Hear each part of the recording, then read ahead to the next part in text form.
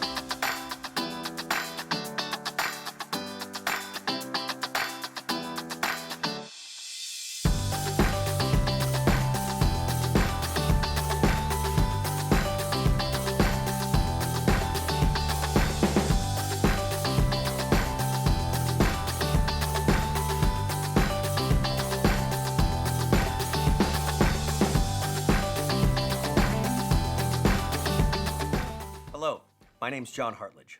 On behalf of the Friends of Karen Ann Quinlan Hospice, I want to welcome you to the 2020 Virtual Wine and Cheese Festival.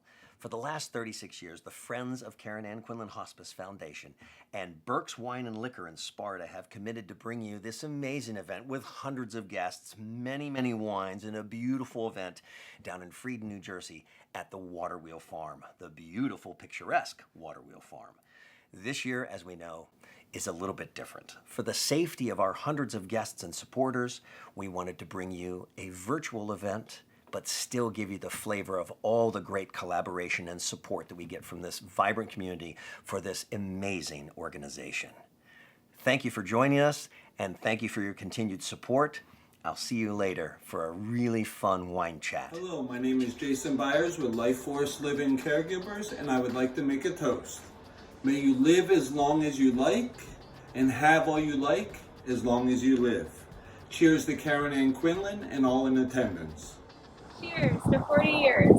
To Karen Ann Quinlan for their good service in the community. Thank you very much. Cheers.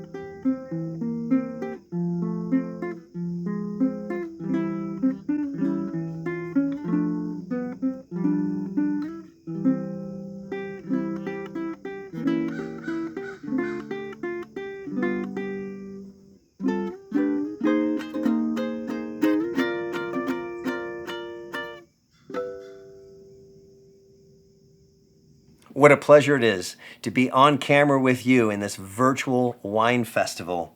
In my segment as your sommelier, presenting two excellent wines. First, we start in Italy, in Tuscany.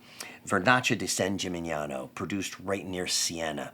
Really amazing tourist trap, part of the reason why it's so popular, but excellent wine.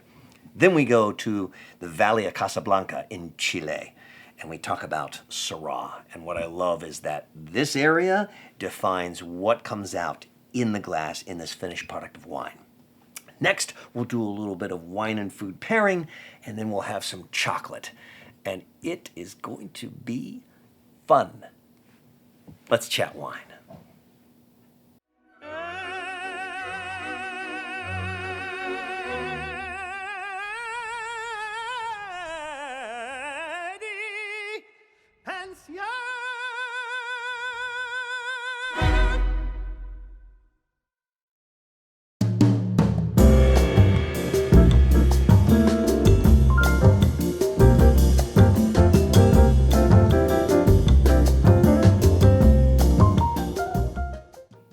Okay, first test. Let's pronounce this. Vernaccia di San Gimignano. Yes, Riserva. So that's a kind of a mouthful, but wow, does it pack a lot of information. So to be Riserva, this wine, well, first to be DOC. This is DOCG, the top classification you can earn in Italian wine. But to be just DOC, to qualify for that, you have to be at least 90% of Vernaccia, the grape. In this case, 100% Vernaccia. To be Riserva, you have to have a whole year of aging, and that's at least including 4 months in the bottle. So the winery has aged this in at least 58% French oak, so almost 60% French oak for 8 months in the bottle for another 4 months, then they can release it. So what does that do? Gives the bottle a chance to condition the wine to just smooth out a little bit, but in the barrel, it actually breathes the wine a little, so the acidity calms down, it gets very smooth, it becomes very elegant. It's one of my favorite white wines from Italy. And I will tell you, this capsule, if it is metal, there's very little in it. So what that means, and it's also packed it really tight against the glass, so you're not gonna be able to shimmy this capsule off. So I'd say take your knife from your corkscrew and go right under that top edge there, all the way around. Just keep the blade on it and twist the bottle, and it comes all the way around. You know you've gone 360 degrees, and it pops right off. Nice. Okay. Now we can safely get that away and open our bottle. So I've been doing wine as a wine educator and sommelier and wine retailer for about 31 years. And about a year ago this Thanksgiving, I started uploading content onto YouTube in a new wine channel that my team and I put together called Let's Chat Wine. And Mark Lind, the manager of Burke's Wine and Liquor in Sparta, was able to find it, and he and I have kind of struck up a really fun professional relationship. It's not hard with Mark. He's a very likable guy, but he's also very knowledgeable. He's got a very experienced palate. So I actually have gotten a lot of my wines for the show at Burke's, and it turns out that Burke's, for the last 36 years, has been with the Friends of Hospice for this event, and he recommended that that I do the intro and maybe MC, and here I am. What a pleasure. What an absolute pleasure. And the cause that this event benefits, I can't say enough of how it warms my heart to have this opportunity, because I remember about the time in the late 70s when the news was very forthcoming and all over. I grew up in Ohio, and I remember hearing about Karen Ann Quinlan. So what a pleasure it is to be with you here, and after there now 40 years, but 36 years of this event, and let's taste together. So we pour a little bit of that, and right away you see this beautiful golden color, and that some of that came from that oak aging. It's just very rich. And when I smell this and when I taste it, it just conjures a feeling of tangerine, maybe honeydew melon, but this little bit of muskiness. I got that a little bit in the nose. So I'm actually going to use one of the decanters. You got to be careful decanting white wine, because sometimes it can calm the acidity too much, and then you end up with not enough structure. But with the Vernaccia di San Gimignano, it really does have a nice structure regardless.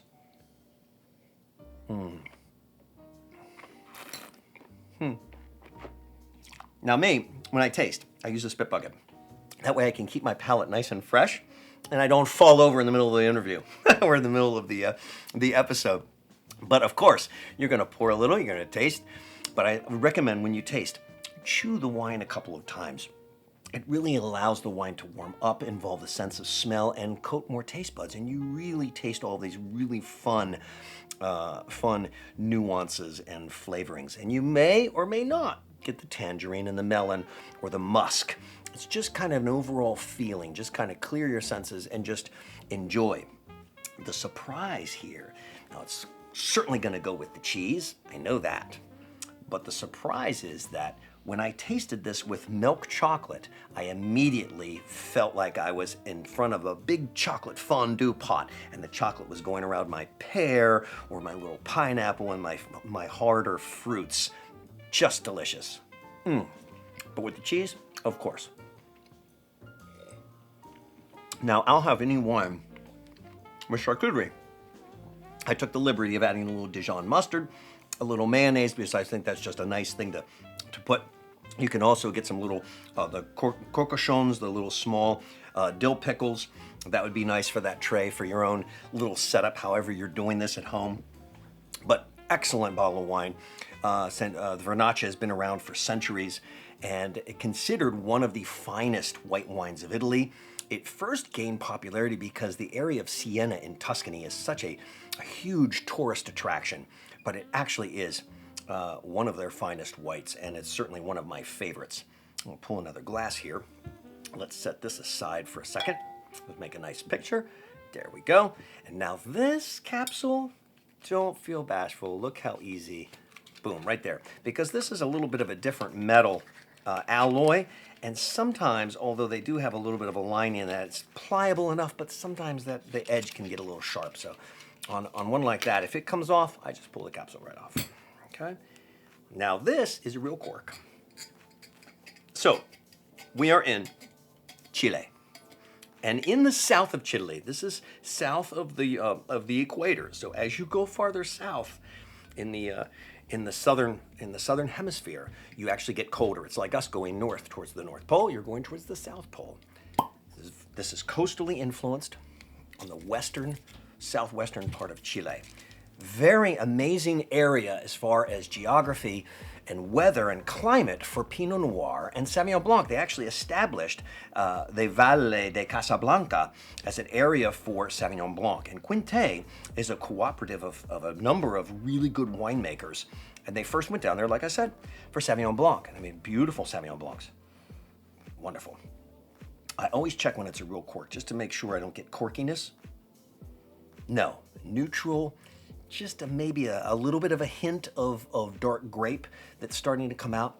But anyway, in a cool region like that, my first thought was, it's probably not going to be over 14%. And sure enough, 13.5% alcohol by volume. Now, in an area where you would have really high heat and shorter growing season, but very ripe fruit, you may get to with a Syrah to 14.5%. Think of Shiraz. It's the same grape. The Shiraz from Australia typically is 14% and above, and you expect a jamminess, a big black fruit. When I see 13.5% or 13%, I expect more of a northern Rhone, maybe Saint-Joseph area, southeast France. A little more cooler climate approach, and it's exactly what I got when I opened this cork. Fabulous food wine, and we are definitely going to decant it. But I say food wine because Syrah has this nice bold acidity. It has good tannins, good structure, big roasty kind of aromatic. But without that dense fruit, then it's a little more, let's couple it with food. That acidity is gonna go really nice. Now here's what's interesting. After I breathed it, I kept the bottle open for a day. I started getting red currant. I won't go as far as black currant. So still the red berries. It's still more of a fresh style. But with that fresh style of red, more of the cherry kind of family, red currant, red berry. I wouldn't say as bitter as cranberry, but in that red family, you're definitely thinking, let's match this with food. So here we go with the pepperoni, with the Genoa salami, certainly with the cheese. We can even put mustard, and we're not going to get in the way of this big boy. The one thing I noticed though when I tried the chocolate was a little tough match with the red. So that's why for the chocolate, we're going to go back to Vernaccia di San Gimignano. So let's go here at the Valle de Casablanca.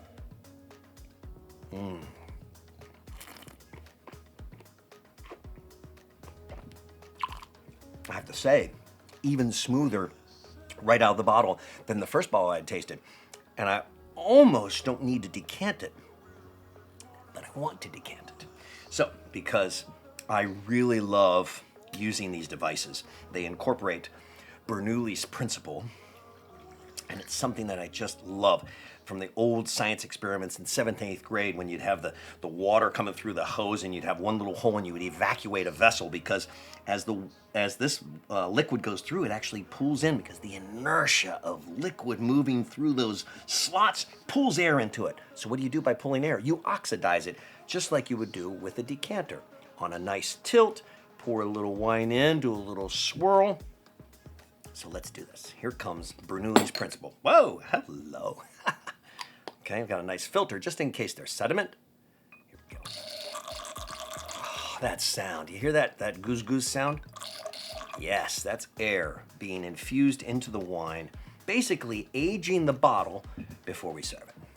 And like I say, you can do with that. Now, let's taste the difference. It brings out a little bit of smokiness in the nose. I'm getting currant. I can't believe how much that fruit has come out in this. Black pepper, a little spice, a little currant. I didn't spit this one, notice that? I really love Syrah. It's one of my favorite grapes. So if I were to put just a little piece of salame on the palate, yeah, it's very mild. Okay, so salame, Dijon, yes, and maybe a little toastette to cleanse the palate. The mustard, Dijon style mustard, with the salami. Let's see. Oh, it's just kind of come together. It's just really, really quite nice. I love it how one or the other kind of disappears into the next. And I dare say the salami cancels out the smokiness.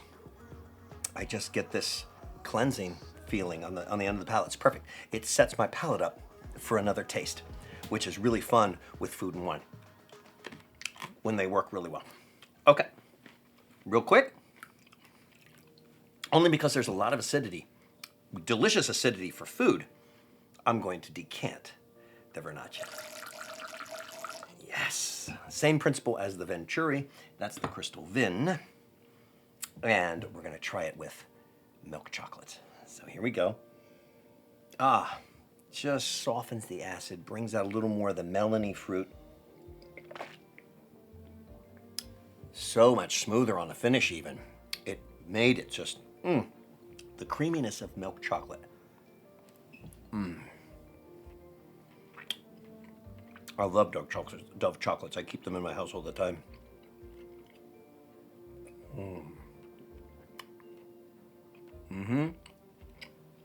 I'm at the fondue pot right now. In my brain, I'm at the fondue pot. I just took my pear, I put it under the chocolate, and I said, let's do a melon too. Honeydew melon, so good. Now here,